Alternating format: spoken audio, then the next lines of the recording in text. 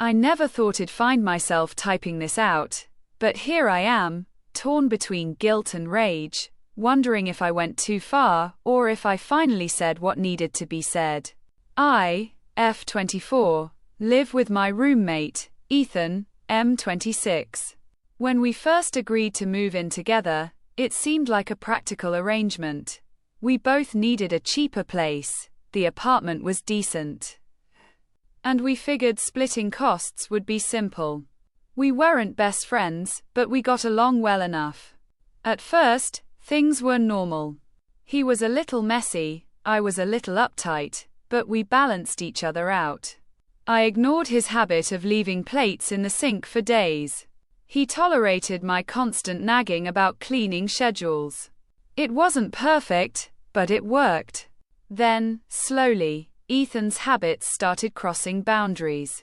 It began with little things. Clothes scattered across the living room, his dirty socks stuffed between the couch cushions, his used towels left crumpled in the hallway. I'd step over them, bite my tongue, and tell myself, pick your battles. But then came the smells. He'd cook greasy food at midnight, leave pans unwashed, and the entire apartment would reek of fried meat for days. His room smelled so bad that when he left the door open, I could feel bile rising in my throat. And it wasn't just hygiene. Ethan had this way of looking at me that made my skin crawl. His eyes lingered a beat too long, scanning me up and down, even when I called him out. He'd laugh it off, saying, "Relax. I'm just teasing." But the final straw, the betrayal I can't forgive, came 2 weeks ago. I came home early from work, exhausted, only to find Ethan sprawled out on the couch, wearing nothing but his underwear, surrounded by empty beer cans and a half-eaten pizza. My blanket, was draped over his sweaty body. When I confronted him, he just smirked and said, "Don't be so uptight. It's just a blanket. You act like I've committed a crime." That was it. Something inside me snapped.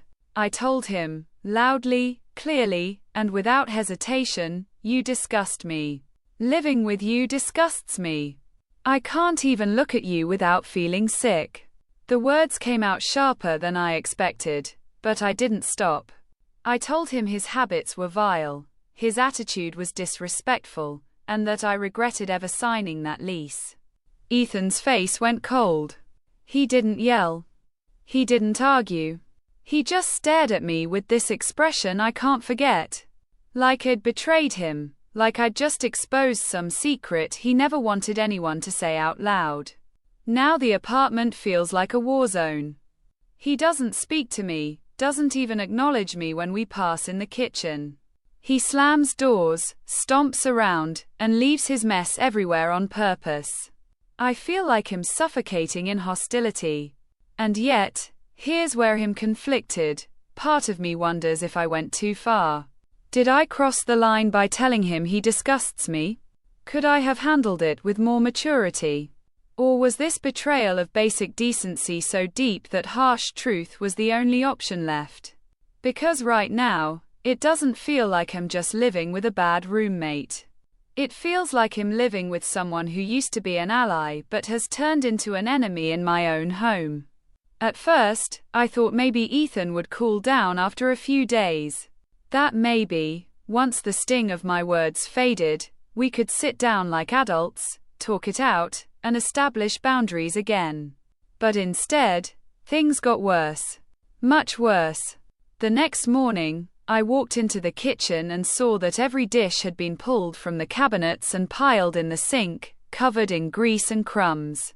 The trash can was overflowing, though I'd emptied it the night before. He'd clearly done it on purpose, like he was daring me to say something. I ignored it. Later that evening, I went to grab my blanket from the living room. It was gone. When I asked Ethan, he shrugged and said, "Maybe you disgusted it too much and it ran away." His tone was so flat, so calculated, it made my stomach turn. That's when I realized, this wasn't just immaturity anymore. This was retaliation. Over the following week, Ethan escalated in small but deliberate ways. He'd crank the heat up in the middle of the night so I'd wake up sweating. He'd blast his music when I was on work calls. He even accidentally used my shampoo and replaced it with water. It was petty, childish, but it worked. He was getting under my skin. And the worst part, I started doubting myself. Was I really too harsh? Did my words, "You disgust me," cut deeper than I intended? Had I betrayed not just our roommate agreement but our fragile coexistence? I replayed it in my head, over and over, lying awake at night. The smirk, the stare, the silence afterward. The way he looked at me as though I had crossed an invisible line. Maybe I had. But wasn't he the one who crossed the line first, time and time again? Then came the betrayal I never expected. Sarah, a mutual friend who introduced me to Ethan in the first place, texted me. "He told me what you said to him. Honestly, that was really cruel. You could've handled it better." My jaw dropped. This was the same Sarah who'd once warned me, "Ethan's a little gross sometimes, watch out for his habits." The same Sarah who'd joked, "Don't let him eat your leftovers, hell never stop." Now she was siding with him. I tried to explain, but her replies grew colder, shorter, until finally she stopped responding altogether. One friend gone. Just like that. Ethan must have twisted the story, painted himself as the victim, the poor guy who got verbally attacked by his uptight roommate. And people believed him. The apartment began to feel smaller by the day. I avoided the kitchen unless absolutely necessary. I ate takeout in my room, whispered on the phone so he couldn't overhear me. But the silence was almost worse than the fights. He wouldn't yell, wouldn't confront me anymore. Just existed like a shadow, a constant reminder that I was trapped with someone who despised me as much as I despised him. And the betrayal festered. Because deep down, I knew he wasn't just punishing me for my words. He was punishing me for daring to hold him accountable. One night, around 2 a.m., I woke up to the sound of my door handle rattling. At first, I thought I was dreaming. But then it rattled again. Soft, slow, testing. I froze, every muscle in my body locked. After a long moment, the sound stopped. Footsteps padded down the hall, and the bathroom door clicked shut. The next morning, Ethan acted like nothing happened. But I couldn't shake the feeling. My sanctuary, my locked room, didn't feel safe anymore. That was the moment I knew, this wasn't just a toxic roommate situation. This was betrayal at the deepest level. Betrayal of trust, safety, decency. Now I'm faced with a choice: break the lease and lose thousands I don't have. Endure 6 more months in what feels like enemy territory. Or fight fire with fire, exposing Ethan for what he really is. But the scary part, the more I think about revenge, the more I realize how much I am changing. How much this hostility has seeped into me, reshaped me. I used to be calm, patient, forgiving. Now I lie awake fantasizing about ways to make him feel as small, as filthy, as disgusting as he made me feel. And maybe that's the biggest betrayal of all. Not his. Mine, against myself. I wish I could say things calmed down after that night. The door rattling, the footsteps, but they didn't. They only got worse. The strangest part was Ethan never openly confronted me again.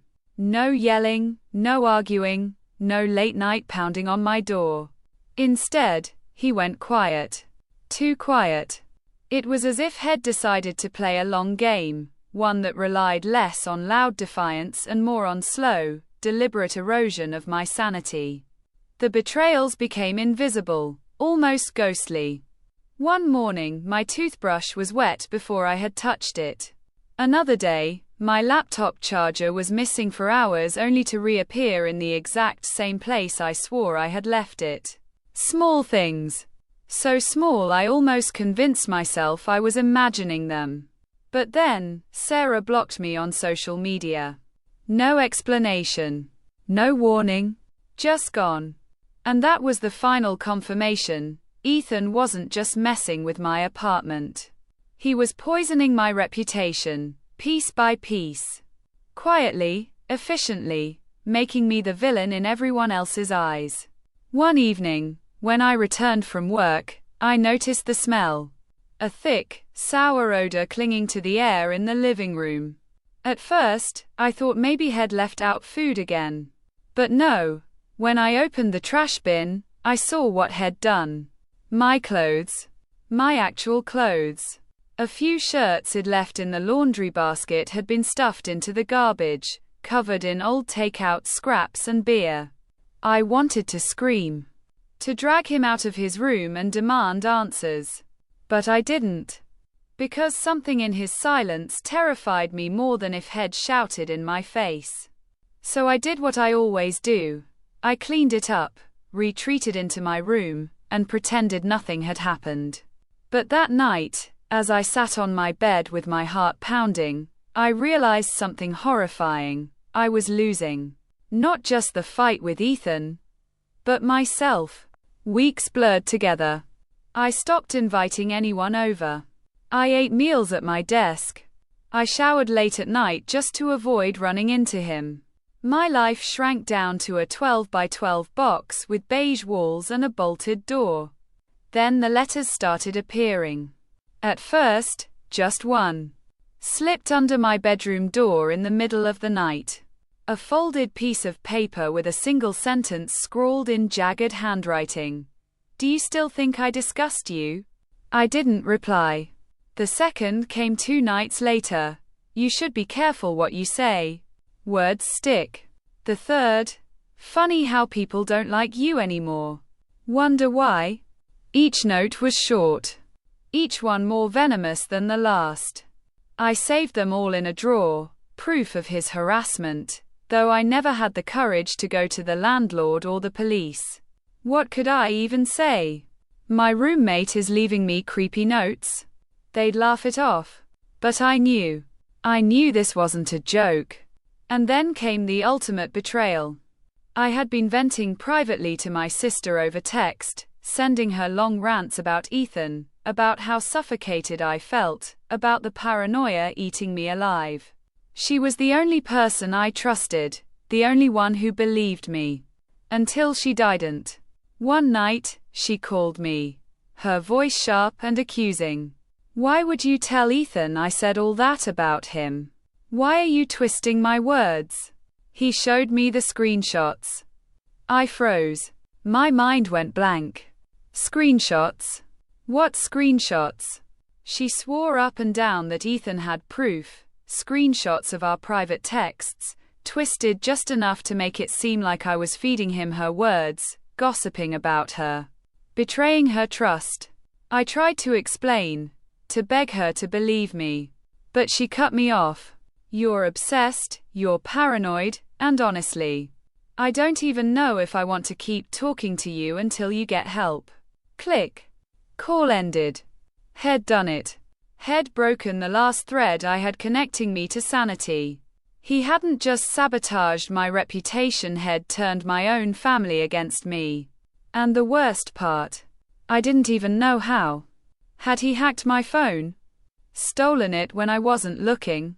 Or maybe he was so good at lying that he didn't need real screenshots at all. Maybe he simply forged them. Either way, the betrayal cut so deep I felt hollow.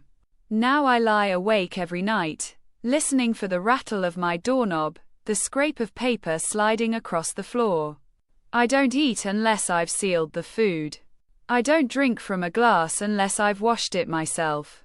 I live in constant suspicion, constant dread, constant betrayal of my own peace of mind. And yet sometimes, I catch myself thinking, maybe I deserve this. Maybe I started it when I told him he disgusted me. Maybe this is karma, punishing me for being cruel. But then I see the notes. The smirk on his face. The silence that feels like it's choking me. And I realize, no. This isn't karma. This is war.